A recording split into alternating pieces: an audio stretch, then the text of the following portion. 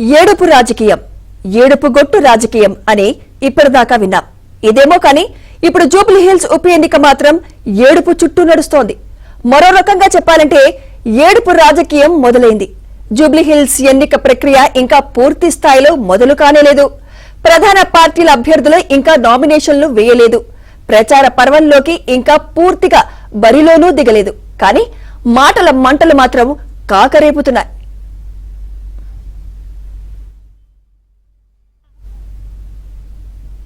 ఇంతకీ ఏం జరిగింది?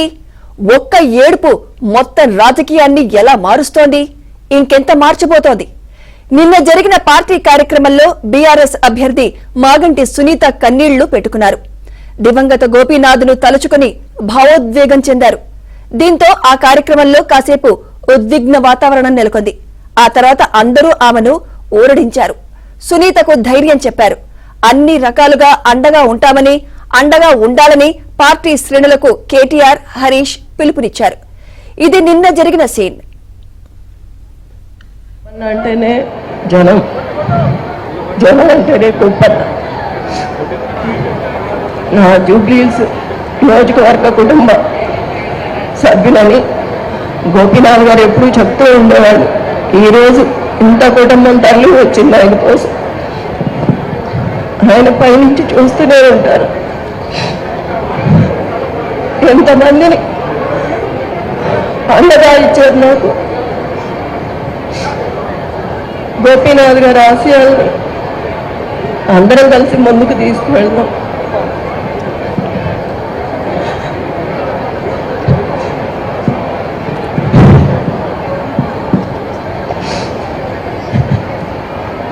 ఎంతమంది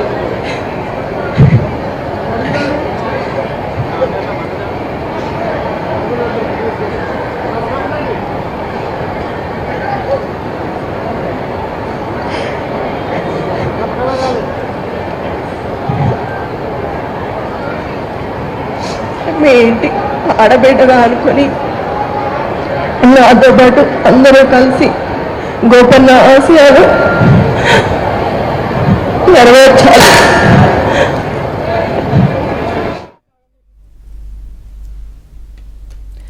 ఇప్పుడు ఈ ఏడుపు కాంగ్రెస్ కు తాకింది. కొందరు మంత్రులకు ఈ ఏడుపు నచ్చినట్టు లేదు. మంత్రి పొన్నం ప్రభాకర్ అయితే ఈ ఏడుపుపై విభిన్నంగా స్పందించారు. ఏడవాలని సునీతను కేటీఆర్, హరీష్ రావు రెచ్చగొడుతున్నారని వ్యాఖ్యానించారు. నేను జాలి పడతా ఉన్నా నా సోదరి పట్ల.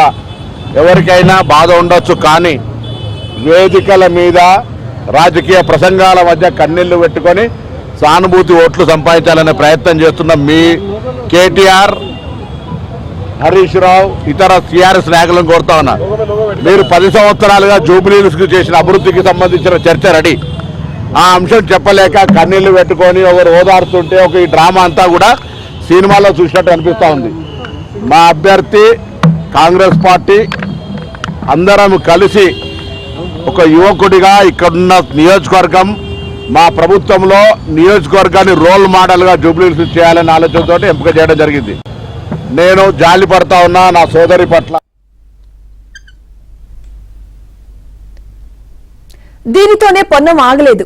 ఈ కన్నీటి సెంటిమెంట్ జూబ్లీ హిల్స్ ఎన్నికల్లో కాంగ్రెస్ కు ఇబ్బంది అవుతుందని భావించారు. అందుకే ఏదో కేసు పెట్టండి, లేదంటే ఇబ్బంది అవుతుందని పొన్నం వ్యాఖ్యానించినట్టు ప్రచారం జరుగుతోంది.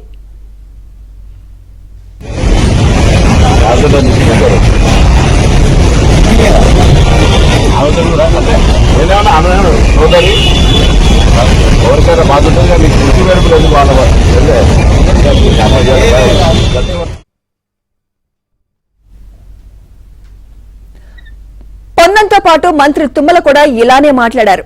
కన్నీళ్లతో గెలవాలని బీఆర్ఎస్ అభ్యర్థి మాగంటి సునీత ప్రయత్నిస్తున్నారని అన్నారు. కన్నీళ్లను కూడా వాళ్ళు వదిలిపెట్టేటట్లు లేరు. వాటి ద్వారా కూడా మళ్ళీ అధికారం పొంది ఈ రాష్ట్రాన్ని గతంలో దోచుకున్నటువంటి తీరుగానే మళ్లీ దోచుకోవటానికి ప్రయత్నం చేస్తున్నారు. కన్నీళ్లను కూడా వాళ్ళు వదిలిపెట్టేటట్లు లేరు. వాటి ద్వారా కూడా మళ్ళీ అధికారం పొంది ఈ రాష్ట్రాన్ని గతంలో దోచుకున్నటువంటి తీరుగానే మళ్లీ దోచుకోవటానికి ప్రయత్నం చేస్తున్నారు.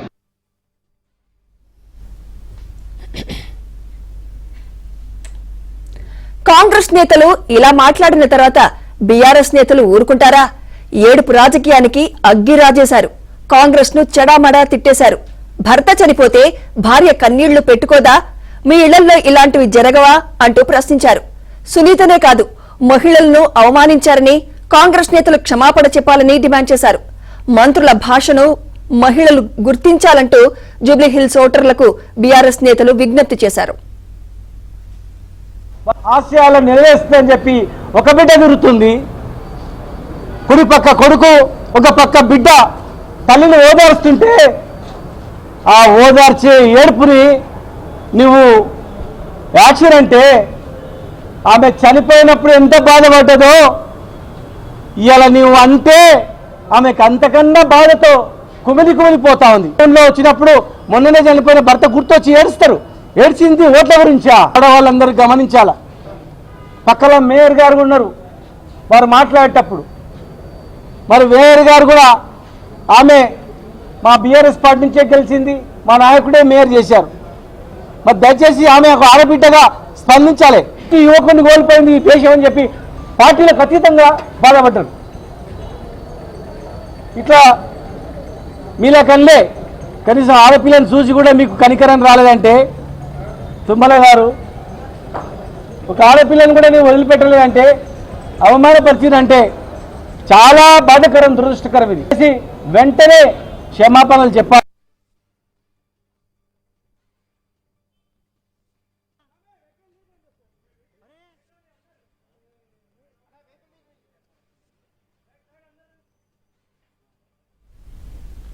మొత్తానికి జూబ్లీహిల్స్ రాజకీయం కాకరేపుతోంది. అధికార ప్రతిపక్షాల మధ్య డైలాగ్ వార్